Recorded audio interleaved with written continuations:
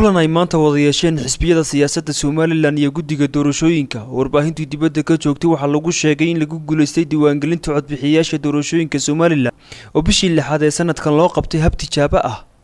gudoomiyaha xisbiga mucaaradka ee wadani Cabdiraxmaan Maxamed Cabdullaahi Cirro ayaa sharaxay qaabka lagu guuleystay diiwaangelinta tijaabada loo galay. waxa la socoteen in la qaaday tijaabo bishii 6 oo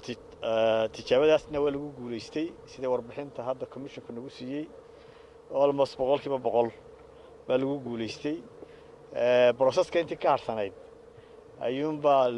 si diiwaangelintii loo bilaabo la geli doonaa oo ay ka mid tahay qabiyatirka wixii xeerka ka qabiyaa haddii ilaahay ka dhigo wixii kale farsamo ahaana guddi ka socota xisaabta qaranka ayaa wixii farsamo bariisu iman doona si wixii farsamo ay isla eegaan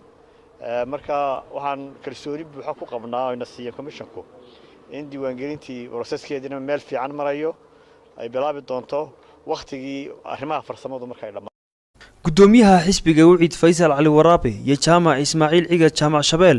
oo ah gudoomiyaha golaha dhexe xisbiga talada haya kulmiye ayaa sheegay inay soo dhaweynayaan warbixintan ay guddiga doorashooyinku ka siiyeen habka loo galay diiwaangelinta tijaabada ah.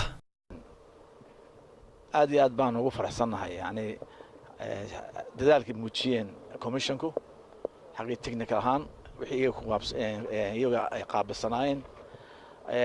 systemkii ay qaadanay irisna tijaabadii hadda ay noo soo sameeyeen